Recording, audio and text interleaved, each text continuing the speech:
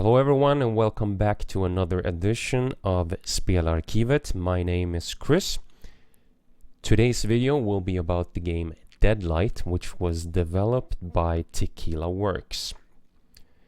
Now, Deadlight is a sort of horror platform game which is set in Seattle.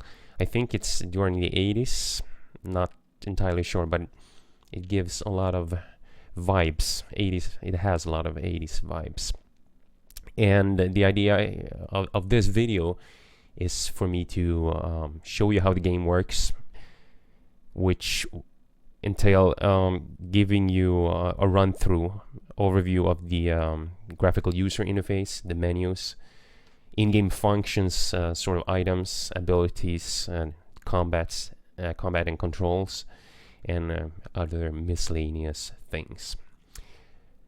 I will remind you that there might be some spoilers in the game, so keep this in mind while you watch. And if you haven't played or if you are interested in playing Deadlight, then you might consider not watching the entirety of this this video.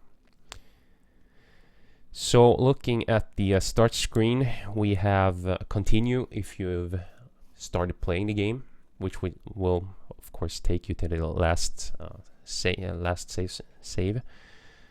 You have also the select scene option during the three different, I guess,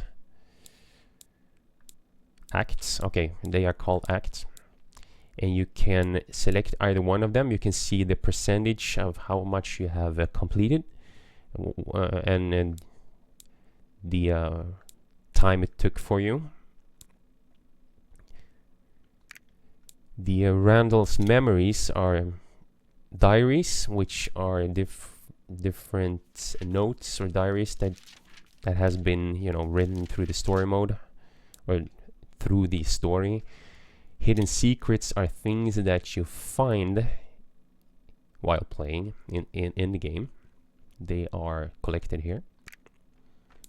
Handhelds are a cool, neat feature which unlocks different kind of 80s handheld games which you can, you know, play.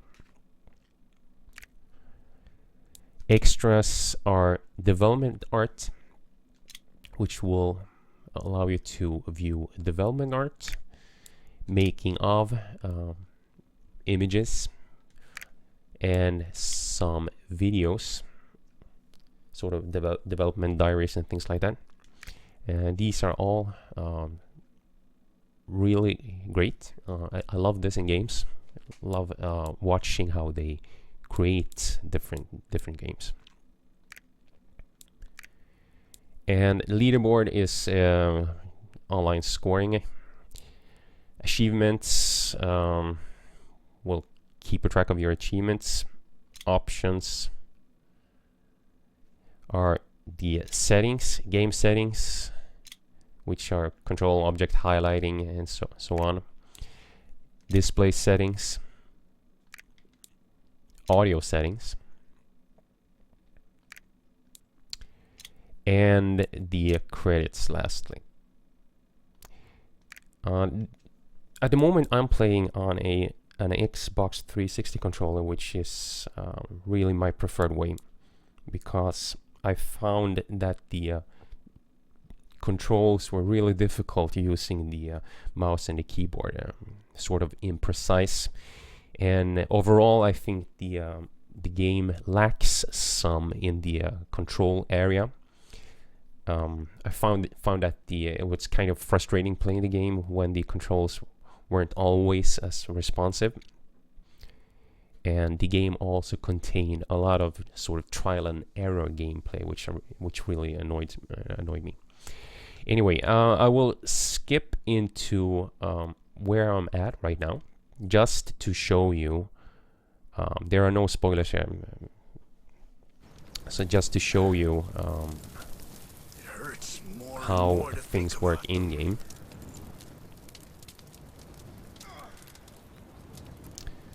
So basically what you can do, you can walk left and right, you can jump, And the button configuration is different depending on if you're using the mouse or if you're using the Xbox controller, of course. And you can also crouch. So while walking, you can run. And you up in the left corner, you have your health bar and your, I think it's the stamina bar, and the selected weapon. You can select weapon,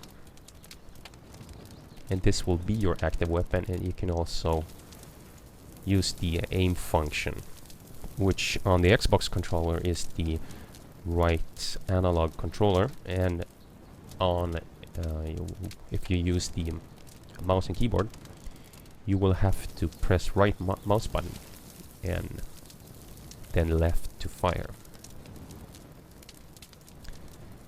And on the keyboard you can cycle through either the weapons either through 1, 2, 3, 4 buttons or the middle mouse button. So what else can you do? You can call for attention, sort of lure zombies to you. You can also swing your axe. Axe is something that you will find pretty early in the game. So whenever you use the axe, you get fatigue. So the stamina or fatigue bar, I'm not sure what it's called, will go down. Also, the same is also true if you run. Ben died in the accident. It will also decrease. I'm not sure if there's much more than that. You can, of course, fire weapons, fire your slingshot. And I'll jump back to another. Okay, also in game you have access to your diary, which just gives you some parts of the story. So I'll head back to another earlier save, or checkpoint more, just to show you a bit of the gameplay. So here is where there might be some spoilers, so let's see, we can try whichever. A chance meeting, I guess. We'll do. I don't understand, man. Skip the story.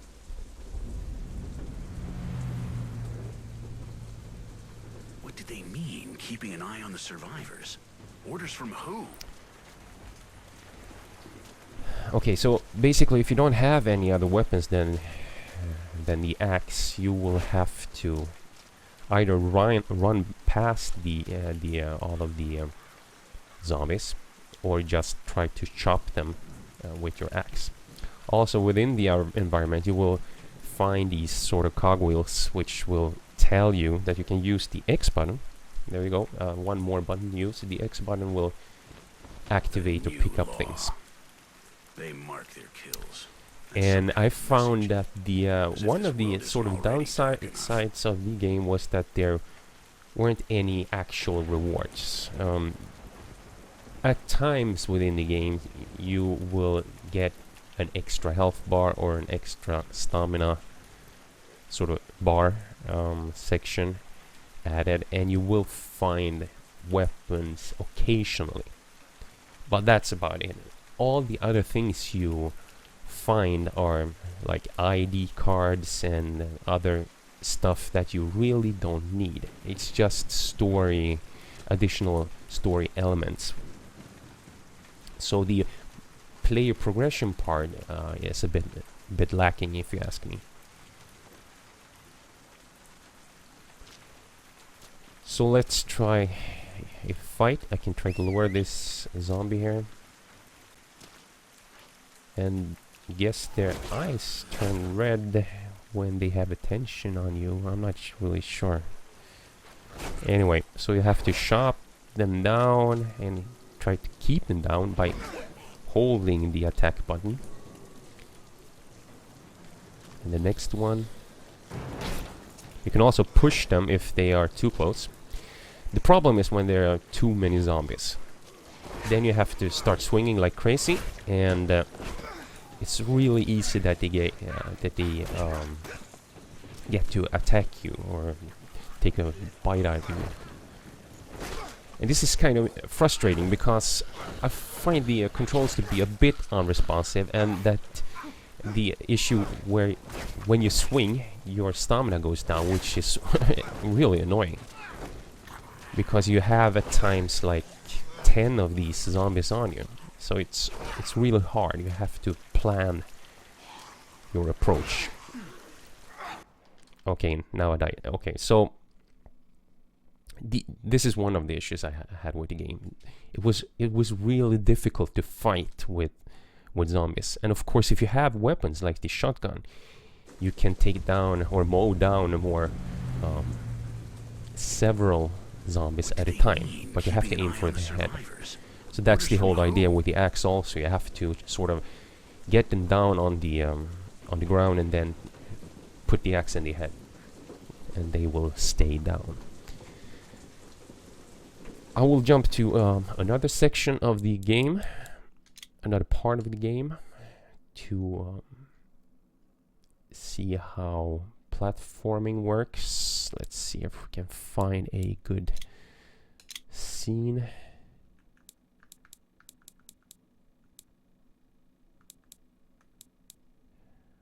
Okay, I guess this one will work, hopefully. So one of the issues I had with the game is that there is a lot of trial and error gameplay. So this means that you have to try and fail first, at least once, before you know what's happening. And this could be like spontaneous traps that trigger when you walk by, or it can be like zombies that are hidden behind a door which you don't really know about, and they jump out at you as soon as you approach or try to open the door, and then you get overwhelmed and you can't do anything about it. And at other times there could be scenes where you are chased by a helicopter, and you have to try to get an overview of the environment in front of you, and this is where the issue of the control comes in, because it's not perfect. So you try to jump over these hurdles, all the things in the environment, and at times the controls doesn't respond as well, so you end up dying. And dying is one of the really big issues in the game. This is wall you have to run through if you have that sort of icon. I can try to shoot this guy with the weapon, like so. Okay, right. A headshot. I guess you have to crouch here. So, the object highlighting within the game, you can see it clearly here at the ladder on the left. Just shows you where you're supposed to go. So jump up on this truck here, run left. Okay, this wasn't running. That was a bad attempt. Jump.